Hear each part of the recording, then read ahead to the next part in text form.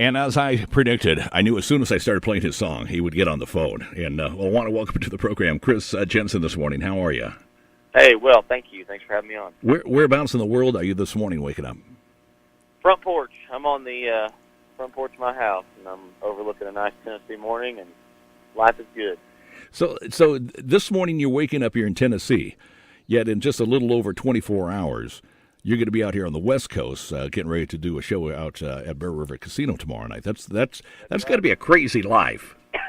Man, it's crazier than you can ever imagine. We travel all over the place, literally, and 2 different countries last week, 8 different states, and it's just it just gets wild, but it's a blessed life. I mean, there's no better job out there in my opinion, and not everybody gets to do it. So I'm thankful to do so.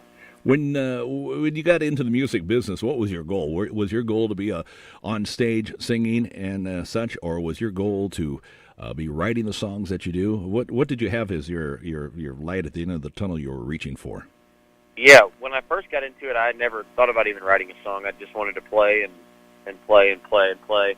And so that's what I did, and I started writing songs later in the fact. But, I mean, my 2 biggest goals were I wanted to have hits on the radio, and I wanted to be on the Opry, and so I'm getting to do both of those, and it's amazing. Share with us the time that you first heard your song on the radio, what you were doing, and what went through your mind. Well, I had a couple minor successes, top 40, years ago. But I mean, I would say the most pivotal moment that I heard one of my songs on the radio was probably "Buy Me a Boat," because it was a really career-defining time of my life, and that song was a huge number 1. But I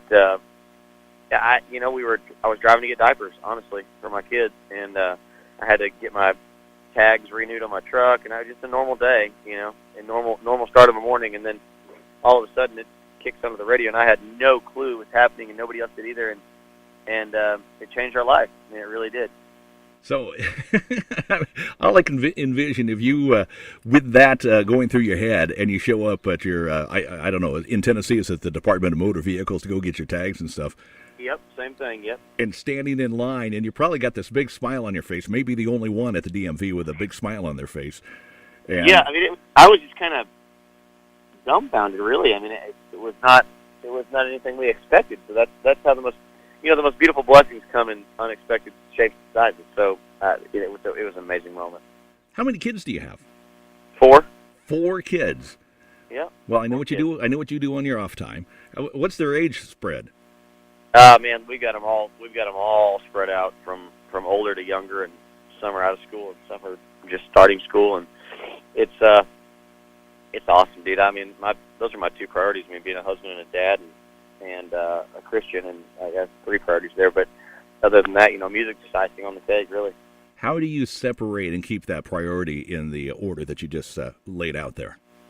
Well, I mean, really, the priority order would be Christian, husband, dad. But man, you just do it. I mean, that's just day 1 stuff. I mean, it's just like waking up in the morning and not taking it for granted. But when you wake up, you got things to do. I mean, those are just parts of my daily routine that I would sacrifice anything else in my life for that. So it has, no question about it. Let's go back to that song that kicked your career into high gear, and that's that "Buy Me a Boat."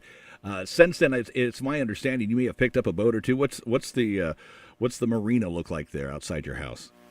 Oh, I don't have one. I don't even have a boat. No boats at all, huh? Nope.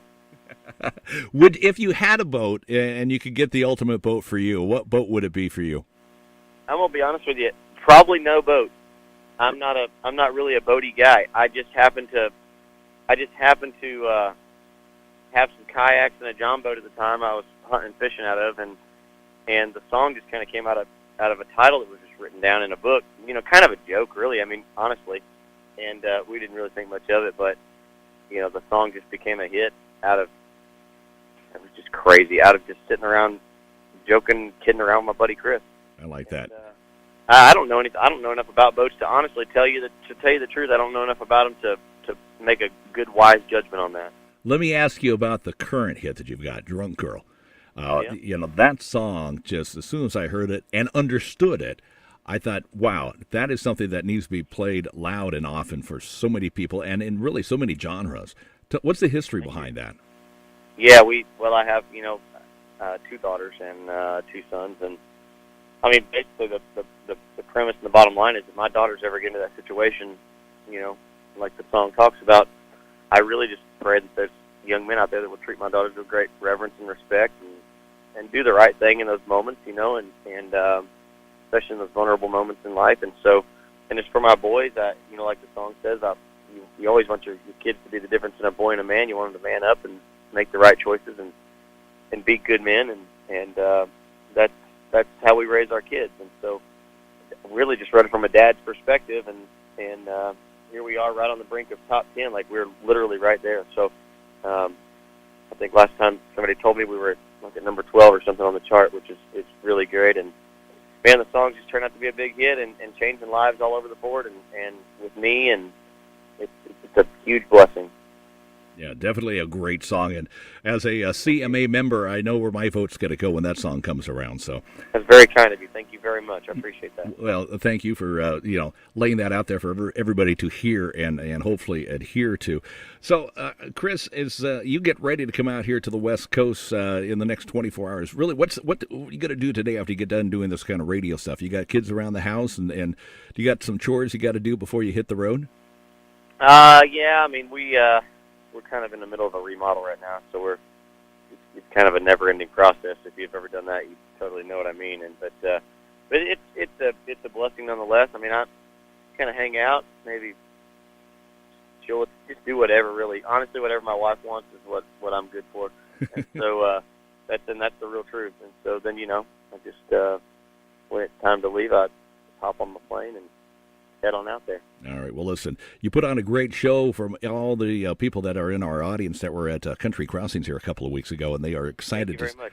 And, well, they thank you for putting on the show that you did. And we're all excited to see you again at Bear River Casino. That's going to be tomorrow night. A limited quantity of tickets, I think, are still available. It's a great venue for an up-close show. I'm going to be there with my wife, and we look forward to just hearing you knock the walls down again with an excellent performance. Well, thank you very much.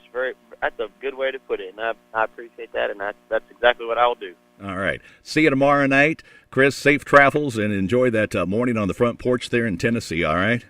Yes, sir. Thanks, man. I appreciate you. Thank you. Same here. Okay, brother. Bye-bye.